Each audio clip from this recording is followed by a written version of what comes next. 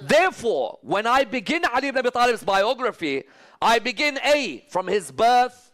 What do? Soul. Then I begin with his birth, Kaaba. That's even, one may argue, greater than soul. How? Because which companion is born in the house of Allah? True? Who is born in the house of Allah subhanahu wa ta'ala? And how much they try to cover his birth in the Kaaba. Ya ammi, every angle. They even gave some random guy a midwife in the Kaaba as well. Yes? There was a guy who was Sayyidah Khadija's nephew called Hakim bin Hazam. They said, but he was born in the Kaaba as well. But who's this guy to be born in the Kaaba? Reality is that Mawla was himself the only person to have ever been born, and that Rukn Yamani back area opened up for his mother. His mother had an honor that Maryam alayha salam did not even get. Maryam walked to the Bayt al-Maqdis. Allah said, leave the Holy Land. Fatima bint Asad, Allah said, give birth in this Holy Land. As soon as that Kaaba opened, she entered. Look at the hypocrisy and the hate of the Quraysh. They tried everything to get into the Kaaba. Everything. But they could not even get in. She stayed there for a few days. As soon as he came out, the first person to hold him was Rasulullah sallallahu alaihi wasallam. First person. The Holy Prophet was the first to hold Imam Ali alayhi salam, and to be there and to recite in his ears. Someone once said to me, but how could he recite the Quran? Quran had not been revealed. Well, it wasn't revealed to you. It was revealed way before to them. To you it wasn't revealed. We have to try to tell you the Quran, because we're worried about you. So we need to do it for you slowly. These two, there was a chip in them way before. When he says something to him, because this is always an argument, that how could Rasulullah recite Surah Al-Mu'minun when Surah Al-Mu'minun was revealed? How many years? Many years after Imam Ali was born. Say, Baba, they were there already. لا يمسه إلا المطهرون. لوح محفوظ. Therefore, Rasulullah sallallahu alayhi wa took him. Rasul doesn't take randomly. Even Abu Talib himself says, after you, Ya Rasulullah. You are the one. This is all initiation. This is all touch. The breath, the chewing of food. All of this is not random. It is being done because you're passing risala to imamah. You're making sure that tahara continues.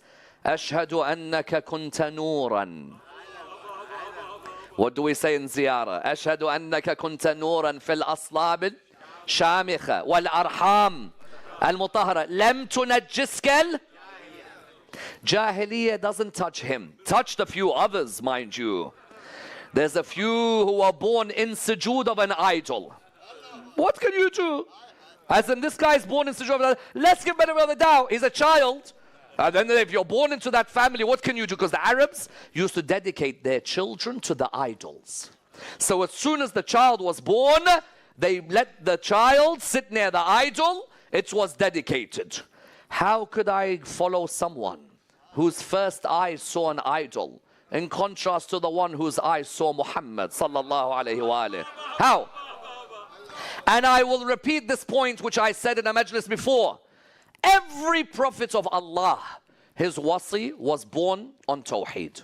You're telling me the last one would have a wasi born on shirk? Every prophet, his wasi was born on Tawheed. All of them. Adam's wasi, Tawheed. Sulaiman, Dawood, Ibrahim, Ishaq, always they're born on Tawheed. How comes the greatest one has a caliph who was not born in Tawheed? Therefore, Imam Ali, a pre-eternal realm, Noor. In the Kaaba, the only person to be born, not just the only person to be born, in his childhood, who raised Ali ibn Abi Talib? Who raised him? Rasulullah sallallahu alayhi wa sallam. How can you as a Muslim make someone number 4 when he's been raised by number 1? How? How? He has been raised by the number 1 creation of Allah.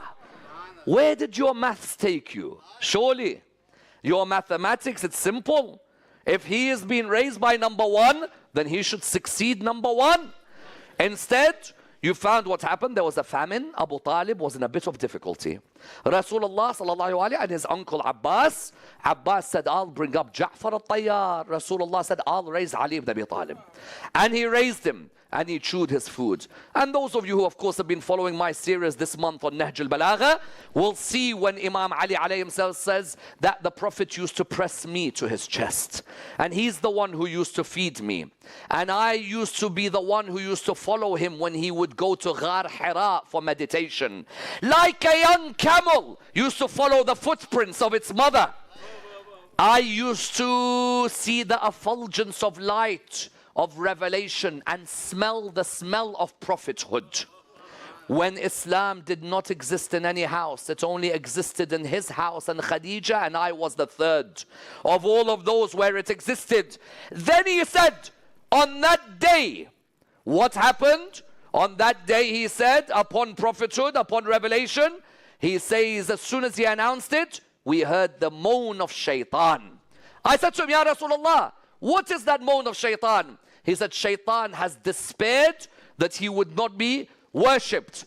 Then he said the lines. Listen to what he said. Oh Ali, you see what I see. And you hear what I hear. Except you are not a prophet after me. But you are the wazir. Therefore, from a young age, Ali ibn Abi Talib could hear what Rasulullah could hear. Could see what Rasulullah could see, would travel where Rasulullah would travel. For goodness sake, his personal chef was Rasulullah. Imagine, if your personal chef was Rasulullah sallallahu alayhi wa alayhi, then how pure are you in that childhood? Wherever Rasulullah would go, Imam would go. And that's why when we move from that first stage, we are from birth to nubuwah. When the Prophet announces his prophethood, he announces it. Who's the one who says, now am I old enough to be your chef? Ali ibn Abi Talib. When Rasulullah sallallahu alaihi was ordered by the Quran, وَانذِرْ عَشِيرَتَكَ الْأَقْرَبِينَ, do da'watul ashira. Many times if you ask the Shia, what's the proof that Imam Ali is the Imam after Rasulullah? They jump to Ghadir. No, come back. Da'watul ashira at the beginning. At the beginning. They psychologically got you stuck on Ghadir. Don't let them get you stuck anywhere. Come back. When we said the second stage was prophethood till Hijra, as soon as the Prophet announced publicly, he made sure, look at the best of planners on any business, forget religion. Any business, they'll plan 20 years ahead, not 1 year. Rasulullah sallallahu alaihi did not just say, hey, by the way, there's one God, I'm a prophet. No. There's one God, I'm a prophet, but I'm going to offer you my family, my near ones. I'm going to offer you something. Whoever of you accepts my prophethood will be my wasi and my khalifa and my wazir after me. At that moment, who put his hand up? Ali ibn Abi Talib. How much? 13 years old. 13. He put his hand up. Rasulullah waited. Any of you, Abu Lahab, you, no one. Again, number 2. Again, number 3. The Prophet after this moment said, oh Ali, you will be my wasi and my khalifa and my wazir after me. Because when someone tells me I don't understand Mawla, do you have a doubt about the word khalifa?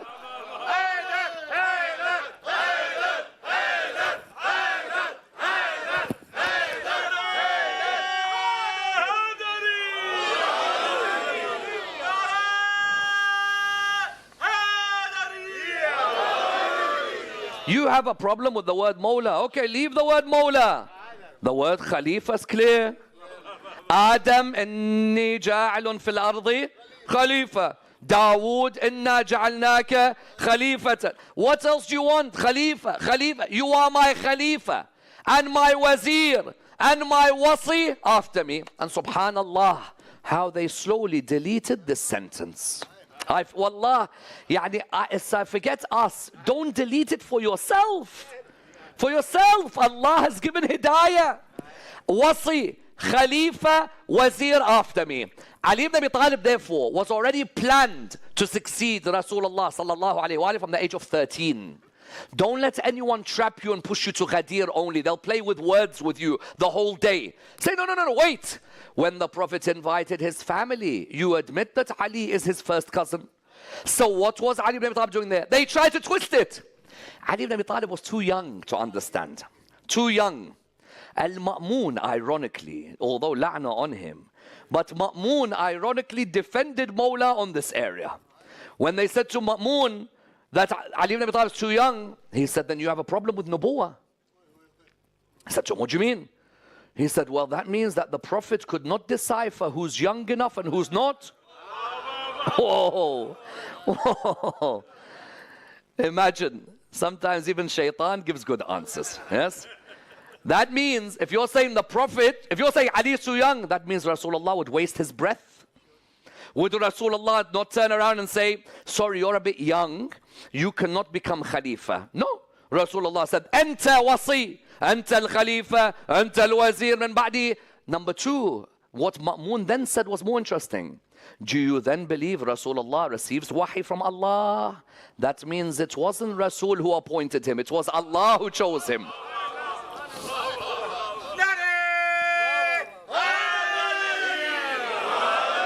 Wasn't Rasulullah, it was Allah who chose him. Mawla, where are we? Birth, heaven. Birth, Kaaba. Raised Rasulullah. We get to where now? He's now been announced as Wasi and Khalifa. Then he sees the most difficult times Rasulullah faces, Abu Talib faces, Bibi Khadija faces, in the Sha'b of Abu Talib. In the Sha'b. And one of the things that used to hurt Mawla the most is when people would say his dad died as a kafir. Wallah, one of the biggest insults. And I don't want to say all non-Shia, because there are non-Shia, please no recording. There are non-Shia who do what? There are non-Shia who love Abu Talib. Let's not say all non-Shia. There are some who love. But there are some who cannot deny the fact that Abu Talib is described as a kafir. How could you describe someone who gave his valley to the Prophet, peace be upon his family, as a kafir? And even one day when that man came to Imam Ali alayhi salam, when Imam became Khalifa later on, said to him, your dad is going to burn in hell. Straight in the Imam's face. Ali ibn Abi Talib had to face people later in his life, most arrogant, most rude. Why? They wanted to test his discipline, to see, can he let go? He would never let go. Wallah, he used to give from the treasury of the Muslims to Salam ibn al-Kawwa, who used to do la'na on him. After salah, Mawla would give him money from the treasury. People would say, Mawla, but he does la'na on you. He goes, as long as the Muslims are safe from his tongue, let him abuse me. What a level. What a level. The person said, your father will burn in hell. Mawla said, listen, whether he burns in hell or not is my Lord's decision. But remember that I'm the one who splits heaven and hell.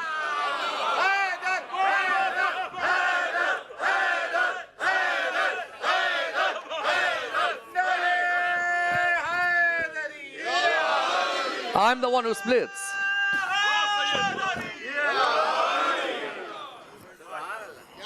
Therefore, when I look at it, I see Sha'b of Abu Talib. You know what Abu Talib would do? Ali, you sleep in the bed of your Prophet. We cannot allow him to die. Have you seen sacrifice like that? Therefore, Abu Talib trained Amir al-Mu'mineen alayhi salam that whatever happens, I don't care if you're 16, you're 17, you're 20, Muhammad's life is more important than all of us. He has a risala, and that risala can only be complete in which way? That risala can only be complete if you make sure that you look after him. Did he look after him? Look at the night of Hijra. Oh, on that night of Hijra, they wanted to kill the Prophet. Who slept in the bed that night? Who? Who? You tell me. How old was he when he slept in the bed? 23. 23. Why the Prophet would ask him to sleep in the bed? There's so many others. You could pick others to come and sleep in the bed. He knew none of these would be able to handle sleeping on the bed on that particular night. He said to Mawla, Mawla, they want to kill me. I'm going to have to leave Mecca and go to Medina. I need 2 favors from you. Sorry, 3 favors from you. The first favor of the 3 is bring my daughter Fatima with you to Medina, with your mother Fatima bint Asad, and with Fatima related to Hamza bin Abd al-Muttalib. The second thing I need from you is that some of the kuffar who hate me have got their deposits of jewelry with me. Allahu Akbar. Which is absolutely nuts, by the way.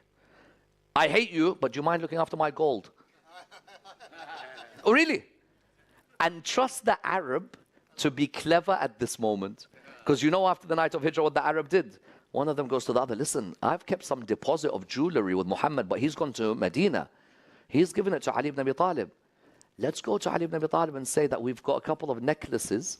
He should give them to us. But who are you dealing with?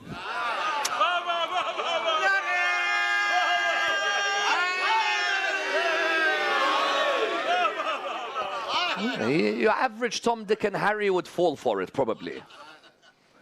But with Mawla, they came to him. Two of them. Well, they said, Arabs. Yo, Muhammad, we left jewelry with him. Ali ibn Abi Talib said, no problem. Come to me, for example, the next day, and then I'll sort it out. But you come in the afternoon, you come in the evening. One who came in the afternoon, so when did he leave it? It was last Monday at 3 o'clock. The one who came in, when did he leave it? Last Tuesday at 1. He said, both of you are liars. None of you have left any. One says Monday, the other says Tuesday. The second thing was, return the deposits to my enemies. This is amana. Even if he's my enemy, you have a fight with someone, akhlaq is akhlaq. Return it back, cut your relation. Don't say, because I'm angry with him, I'm going to take his money, it's my right. There's no such thing. Akhlaq is akhlaq, give back. This is haqq. This is iman. This is meaning of Islam. The third thing he said, I need you to sleep in my bed. Is this okay for you? The humility of Rasulullah. Is this okay for you? Mawla replied, Ya Rasulullah, are you going to be safe? He said to him, yes. He said, then my soul is for your soul. And my body is for your body. In the heavens, there was a discussion happening that night. Discussion is happening because people are watching. They're in disbelief that a man at the age of 23 is ready to face 40 swords of the Quraysh on his body. What iman? Remember in my lecture on namaz yesterday, what did I say? Imam Ali explained ruku'. When they asked him, why do we do ruku'? He said, you are putting your neck out, showing Allah you're ready for it to be beheaded. Those who have not heard the majlis on namaz, listen to my majlis last night on what is the philosophy of every act of salah in the eyes of Mawla. Ali ibn Abi Talib said, I'm ready. He said to my, he said, Mikael and Jibreel, Allah asked them, do you prefer to sacrifice your lives for me as angels, or do you prefer to live forever? They said, Ya Allah, we are ready to sacrifice our life, but we prefer to stay living forever worshipping you. He goes, go down and look at the son of Abu Talib. Both of you go down. Look at the son of Abu Talib. There is a young man there who is ready to sacrifice his life for his Lord and his Prophet. When the Quraysh came, they removed the cover and they saw Ali ibn Abi Talib there on the bed. I remember a marhum Urdu Zakir, his name was Irfan Haidar Abidi. He was a very strong orator. I remember once when I was in Pakistan, there was someone who has the video. I said, what's he saying? Because mashallah, you guys can be very passionate in your reply. He gave a reply, Irfan Haidar Abidi, I will never forget. They said to him, what is this that was happening to Ali? He said, Ali was on the blanket of Iman on him, and the bed was taqwa under him. Subhanallah.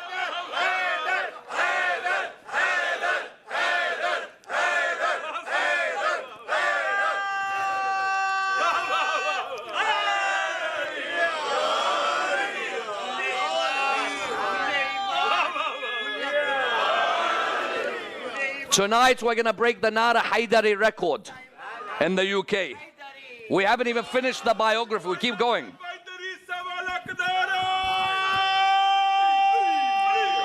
MashaAllah. MashaAllah. Nara Saftari. Nara Qambari. Nara Buzari. Nara Haidari.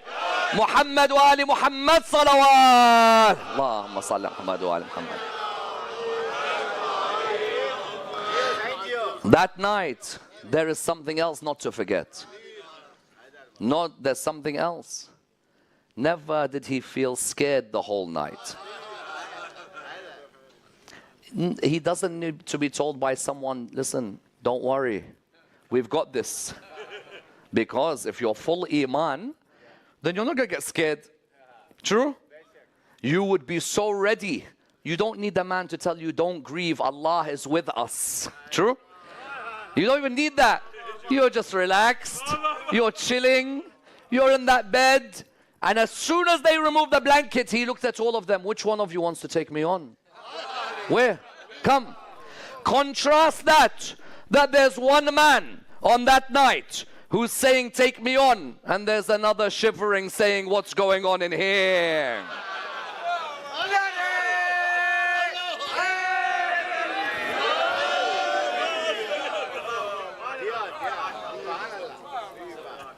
Unbelievable.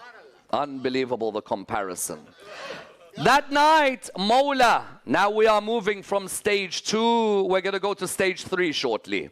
We said stage 1 was what? Birth to prophethood. Then Nubuwwah to Hijra. That night, he took Fatima, his mum, bint Asad. He took Fatima to Zahra. And he took Fatima Hamza's. And they went together.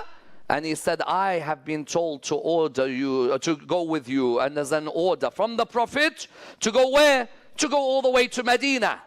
Rasulullah sallallahu alaihi wasallam, at that time, where was he? He had already reached Medina. He's waiting for Imam Ali. He waited 15 days. He said, I will not enter here until Ali ibn Abi Talib arrives. How many days? 15 days. They asked our Imam, when did hasad affect